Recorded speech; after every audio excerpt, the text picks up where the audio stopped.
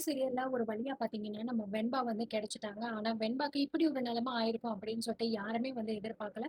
So இந்த மாரி நம்ம வெண்பாவ இன்னொரு 2 குழந்தைங்கள வந்து கடத்தி வச்சுட்டு இருக்கும்போது, ஸோ வெண்பாக்கு பாத்தீங்க அப்படின்னா, உடம்பு சரியில்லாம இருக்கு. ரொம்பவே வந்து அதிகமான காய்ச்சல் இருந்ததுனால, திடீர்னு அவளுக்கு வந்து ஃபிக்ஸ் வந்துருது. ஸோ இது மட்டும் கிடையாதுங்க. வெண்பா இந்த மாரி வந்து ஃபிக்ஸ் வந்ததுனால, இதுக்கப்புறமும் இந்த குழந்தைய நம்ம வச்சிருக்க முடியாது அப்படின்னு சொல்லிட்டு, உடனே எனக்கு தெரிஞ்ச ஹாஸ்பிட்டல் இருக்கு. அங்க போய் நம்ம அட்மிட் பண்ணலாம் அப்படின்னு சொல்லிட்டு பாத்தீங்க அப்படின்னா, அந்த ரவுடிக எல்லாருமே வந்து பிளான் பண்றாங்க. அங்க இருக்க இன்னொருத்தன் சொல்றான், "அந்த குழந்தை வந்து ரொம்ப முக்கியம். அந்த குழந்தைய நம்ம மிஸ் பண்ணிடவே கூடாது.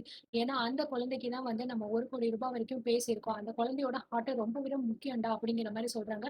பரவாயில்லன்னு நீங்க சொல்றது எல்லாமே எங்களுக்கு புரியுது. ஆனா, இந்த குழந்தைய இப்படியே நம்ம வச்சிருந்தோம்னா, கண்டிப்பா இந்த குழந்தை இறந்துரும். அதனால ஹாஸ்பிட்டலுக்கு காமிச்சு நம்ம சரி பண்ணிடலாம்.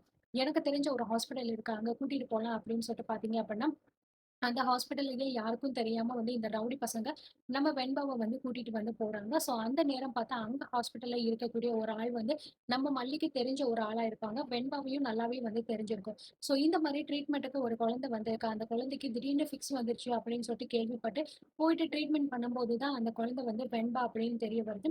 கூட பார்த்தீங்கன்னா இருக்கிறவங்க எல்லாருமே ரவுடி பசங்க மாரி தான் இருக்காங்க. ஆமா நீங்கலாம் யாரு அப்படின்னு அந்த ரவுடிக கிட்ட கேட்கும்போது, இது எங்க குழந்தை தான் சார். திடீர்னு வந்து காய்ச்சலா இருந்துச்சு. இப்போ ஃபிக்ஸ் வந்துருச்சு. கொஞ்சம் என்னன்னு பாருங்க சார். நாங்க வந்து அவசரமா ஊருக்கு கிளம்பணும் அப்படின்னு சொல்லிட்டு பொய் சொல்றாங்க. இந்த விஷயம் வந்து நம்ம டாக்டருக்கு வந்து கொஞ்சம் ஒரு மாரியா தான் இருக்கு. என்ன இவங்க புதுசா இப்படிலாம் பொய் சொல்றாங்களே! ஒரு வேள வேற ஏதாவது பிரச்சனையா இருக்குமோ? முதல்ல இந்த விஷயத்த நம்ம மல்லிக்கு தெரியப்படுத்தணும் அப்படிங்கிற மாரி வந்து நினைக்கிறாங்க டாக்டர். சரி ஓகே நம்ம குழந்தைக்கு இப்ப தான் வந்து ட்ரீட்மெண்ட் பார்த்துக்கிட்டு இருக்கோம். நீங்க வெளியில இருங்க நான் பார்த்துட்டு உங்களுக்கு கூப்பிடுறேன் அப்படிங்கிற மாரி சொல்றாங்க. அந்த ரவுடி பசங்க வந்து, "இல்ல, இல்ல டாக்டர் நாங்க இங்கேயே நிக்கிறோம். நீங்க எதுவா இருந்தாலும் இங்கேயே பாருங்க" அப்படின்னு சொல்லும்போது, "இங்க பாருங்க இது வந்து ஹாஸ்பிட்டல். நீங்க சொல்றதெல்லாம் நாங்க கேட்க முடியாது. நாங்க என்ன சொல்றோமோ அதுதான் நீங்க கேட்க முடியும். குழந்தை நல்லபடியா பொழைச்சு வரணும் அப்படின்னா, நீங்க வெளியில தான் போய் நிக்கணும்" அப்படிங்கிற மாரி சொல்லிர்றாங்க. சரி வேற வழி கிடையாது. டாக்டர் சொல்றாங்க அப்படிங்கிறதுக்காக வெளியிலேயே போயிட்டு எல்லாருமே நின்னுகிட்டு இருக்காங்க. இந்த பக்கம் பார்த்தீங்கன்னா, உடனே வந்து அந்த டாக்டர் வந்து நம்ம வெண்பாவுக்கு நம்ம மல்லிக்கு வந்து கால் பண்றாரு. இந்த மாரி "நான் வந்து இந்த ஹாஸ்பிட்டல்ல இருந்து பேசுறேன்ம்மா" அப்படின்னு சொல்றாங்க. "சொல்லுங்க டாக்டர் என்ன விஷயம்னு" சொல்லும்போது, "இந்த மாதிரி உன் பொண்ணு வெண்பாவ இங்க கூட்டிட்டு வந்து யாரோ சேர்த்துருக்காங்கம்மா. அவங்கள பார்க்கும்போது ரவுடி பசங்க மாரி இருக்கு" அப்படிங்கிற மாரி சொல்றாங்க. "என்ன டாக்டர் என்ன சொல்றீங்க? வெண்பா அங்க இருக்காளா? என் பொண்ணு அங்க இருக்காளா?" அப்படின்னு மல்லி வந்து பயங்கரமா வந்து ஒரு பக்கம் சந்தோஷமா இருக்கு. ஒரு பக்கம் பார்த்தீங்கன்னா அதிர்ச்சியா இருக்கு.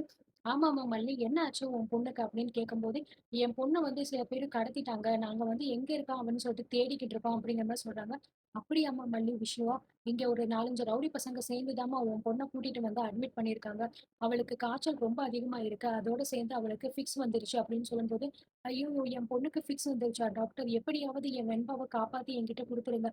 நீங்க என்ன தயவு செஞ்சு நீங்க வந்து எப்படியாவது சமாளிச்சு வெண்பாவ காப்பாத்தி வைங்க. நான் உடனே வந்து போலீஸோட வரேன் அப்படிங்கிற மாரி வந்து சொல்றாங்க. சரி வா மல்லி பரவால்ல நான் பார்த்துக்கிறேன் அப்படிங்கிற மாரி சொல்லிர்றாரு. ஸோ இந்த விஷயம் கேள்விப்பட்ட உடனே வந்து நம்ம மல்லி பார்த்தீங்கன்னா தீபிகாவுக்கு ஃபோன் பண்றாங்க.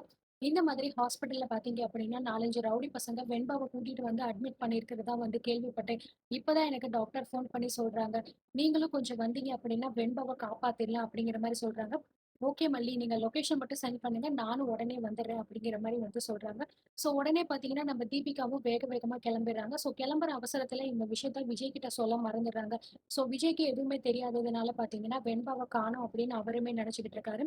ஆனா மல்லி சரி எப்படியாவது நம்ம வெண்பாவ கண்டுபிடிச்சு கையில தூக்கிட்டு வந்து விஜய் முன்னாடி காட்டுவோம். அதுக்கப்புறம் தான் விஜய் வந்து நம்மள நம்புவாரு. இப்போ நம்ம சொன்னோம் அப்படின்னா, கண்டிப்பா அவரு ஏதாவது சொல்லுவாரு அப்படின்னு நெனச்சுட்டு, எதுவுமே சொல்லாம பார்த்தீங்கன்னா கிளம்பி போயிடுறாங்க. இந்த பக்கம் தீபிகாவும் வந்து கிளம்பிடுறாங்க. ஸோ நேரா பார்த்தீங்கன்னா, கரெக்ட்டா அந்த ஹாஸ்பிட்டலுக்கு வந்து போயிடுறாங்க. இந்த மாரி மல்லியும் பார்த்தீங்கன்னா வந்துடுறாங்க. அதே மாரி தீபிகாவும் அந்த இடத்துக்கு வந்துடுறாங்க. ஸோ போலீஸ் ஜீப் வந்து சவுண்ட கேட்டு அந்த ரவுடிங்க பார்த்தீங்கன்னா, "டேய் என்னடா போலீஸ்லாம் வருது. ஒரு வேள நம்ம மாட்டிக்கிட்டோமா?" அப்படிங்கிற மாரி சொல்றாங்க. "டேய் ஹாஸ்பிட்டல் அப்படின்னா 1000 பேர் வருவாங்க, போவாங்க. நம்ம எதுக்குடா பயப்படணும்? நம்ம பாட்டுக்கு நிப்போம்." அப்படிங்கிற மாரி சொல்லிட்டு, உடனே பார்த்தீங்கன்னா, அந்த டாக்டர் கிட்ட வந்து, "டாக்டர் குழந்தை இப்ப சரியாயிடுச்சா? நம்ம கூட்டிட்டு போலாமா? எங்களுக்கு லேட் ஆகுது. கொஞ்சம் சீக்கிரமா நீங்க பார்த்தீங்கன்னா, நாங்க தூக்கிட்டு போயிருவோம்." அப்படிங்கிற மாரி சொல்றாங்க. "இருங்க சார், எதுக்காக அவசரப்படுறீங்க? குழந்தைங்க அப்படிங்கிறது ரொம்பவே சென்சிட்டிவானங்க. அவ்ளோ சீக்கிரமாலாம் அவங்கள கூட்டிட்டு போ முடியாது. கொஞ்சம் வெயிட் பண்ணுங்க. ட்ரீட்மெண்ட் முடிஞ்சதுக்கப்புறம் நீங்களே கூட்டிட்டு போங்க அப்படிங்கிற மாரி சொல்லிடுறாங்க. கொஞ்சம் சீக்கிரமா பாருங்க சார் அப்படிங்கிற மாரி சொல்றாங்க. ஸோ அந்த நேரம் பார்த்து நம்ம மல்லி, தீபிகா 2 பேருமே உள்ள வர்றாங்க. கரெக்ட்டா இவங்கள நோக்கி தான் வந்துகிட்டு இருக்காங்க. ஆ அதுல வந்து பாத்தீங்கன்னா, மல்லியோட குழந்தை தான் அப்படிங்கிறது அவங்களுக்கு தெரியும். "டேய் இந்த பொம்பளடா, இவளோட குழந்தை தான்டா இங்க வந்து தூங்கியிருக்கா. அச்சச்சோ! நம்ம மாட்டிக்கிட்டோம் போல இருக்குடா" அப்படின்னு சொல்லிட்டு பாத்தீங்கன்னா, "டேய் ஓடுங்கடா" அப்படின்னு சொல்லிட்டு வேகமா ஓட பாக்குறாங்க. கரெக்ட்டா அதுக்குள்ள வந்து தீபிகா கூட வந்த மத்த போலீஸ் எல்லாருமே சேர்ந்து அவங்கள மடக்கி புடிச்சுடுறாங்க. ஸோ வெண்பா இந்த மாரி வந்து உள்ள தான் படுத்திருக்கா அப்படிங்கிற விஷயத்த டாக்டர் வெளில வந்து சொல்லிடுறாங்க. வெண்பாக்கு இப்போ உடம்பு சரியில்லாம இருக்கு. அதனால ட்ரிப்ஸ் ஏறிக்கிட்டு இருக்கு அப்படிங்கிற மாரி சொல்றாங்க. நீங்க வேணும்னா உங்க குழந்தைய போய் பாருங்க அப்படிங்கிற மாரி சொன்னோனே, நம்ம மல்லி பார்த்தீங்கன்னா, அழுதுகிட்டே உள்ள போயிட்டு நம்ம வெண்பாவ பார்க்குறா. "வெண்பா எந்திரிம்மா, அம்மா வந்திருக்கேன் பாரு, மல்லி அம்மா வந்திருக்கேன்" அப்படின்னு சொல்றாங்க. ஆனா வெண்பா கண் முழிக்காம அப்படியே இருக்காங்க. "என்ன டாக்டர் வெண்பா கண் முழிக்க மாட்டேங்கிறா" அப்படின்னு சொல்லும்போது, "அவளுக்கு காய்ச்சல் அதோட சேர்ந்து ஃபிக்ஸ் வந்திருக்கு மல்லி. இப்போதான் ட்ரிப்ஸ் குடுத்துருக்கோம். கொஞ்ச நேரம் ஆகும் கண் முழிக்கிறதுக்கு. பட் ஆனா எதுவும் ஆகல. அவங்க பரவால்ல. நார்மலா தான் இருக்காங்க" அப்படிங்கிற மாரி சொல்லிர்றாங்க. ஸோ அந்த ரவுடிகள் எல்லாம் புடிச்சு பார்த்தீங்கன்னா, இன்னும் இந்த மாரி எத்தன குழந்தைகள கடத்தி வச்சிருக்கீங்க? இதுக்கெல்லாம் தலைவி யாருடா? உண்மைய சொல்லுங்கடா! அப்படின்னு சொல்லிட்டு பயங்கரமா பார்த்தீங்கன்னா, நம்ம தீபிகா வந்து அடிக்க ஆரம்பிக்கிறாங்க. இவங்கள யாரையுமே ஒருத்தர கூட சும்மா விடக்கூடாது. எல்லாரையுமே வந்து ஜெயில்ல போட்டு என்ன பண்றேன்னு மட்டும் பாரு. இழுத்துட்டு போங்க அப்படின்னு சொல்லிட்டு எல்லாருமே இழுத்துட்டு போய்க்கிட்டு இருக்காங்க. ஸோ இதோட பார்த்தீங்கன்னா, அடுத்து நம்ம வெண்பாவ கூட்டிட்டு போயிட்டு விஜய் கிட்ட காட்டப் போறாங்க. விஜய் என்ன பண்ண போறாரு? மல்லிய மன்னிச்சு ஏத்துப்பாரா? இல்லையா? அப்படிங்கிறத வெயிட் பண்ணி பார்த்து தெரிஞ்சுக்கலாம்.